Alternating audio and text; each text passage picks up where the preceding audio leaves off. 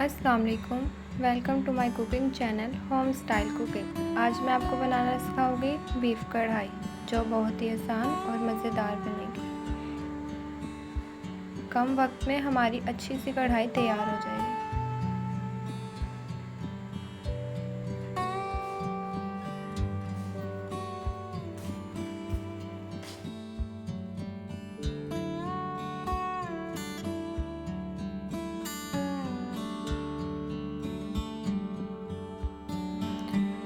अब हम अपनी कढ़ाई बनाना शुरू करते हैं, जिसके लिए हमें चाहिए सबसे पहले एक प्रेशर। उसमें हम शामिल करेंगे 1 किलो गोश्त, 2 दरमियाने साइज़ की प्याज, 2 चम्मच अदरक लहसुन का पेस्ट, 1 चाय का चम्मच नमक आप अपने जायके के हिसाब से कम या ज़्यादा कर सकते हैं। साथ ही हम इसमें शामिल करेंगे 2 कप पानी।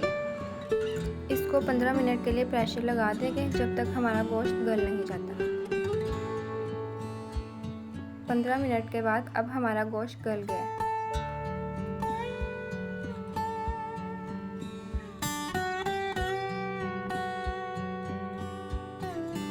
मिनट के बाद प्रेशर खोल दिया है। हमारा गोश्त 90% गल चुका है।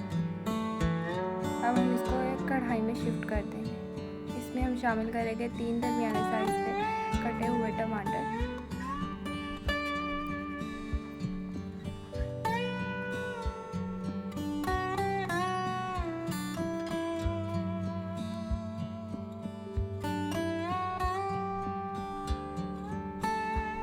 अब कढ़ाई का ढक्कन ढक देंगे और 5 से 8 मिनट तक पकाएंगे दरमियानी आंच में। अब हम टमाटर का छिलका उतार लेंगे।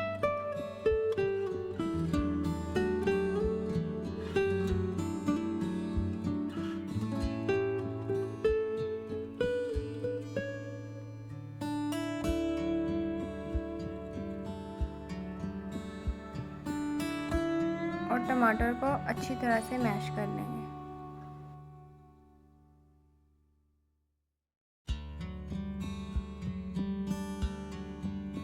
अच्छी तरह से टमाटर मैश करने के बाद अब हम इसमें शामिल करेंगे आधा कप घी, 1 चाय का चम्मच लाल मिर्च, 1 चाय का चम्मच धनिया पाउडर, 1 चाय का चम्मच काली मिर्च। अब हम इसको अच्छी तरह से मिक्स कर लेंगे।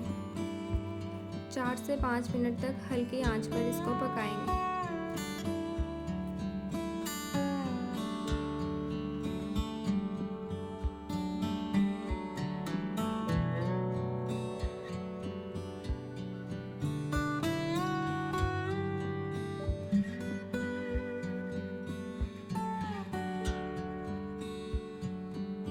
चार से 5 मिनट हल्की आंच पर पकाने के बाद हम इसमें शामिल करेंगे 1 कप दही। अब इसको अच्छी तरह से मिक्स कर लेंगे और हल्की आंच पर भुनाई करेंगे जब तक पानी खुश्क ना हो जाए और इसका घी अलग ना हो जाए।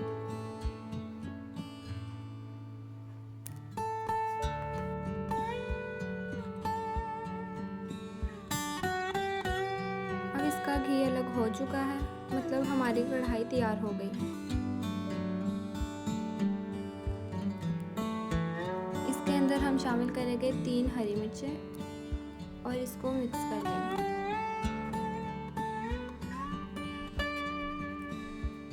अब हमारी कढ़ाई तैयार हो गई है।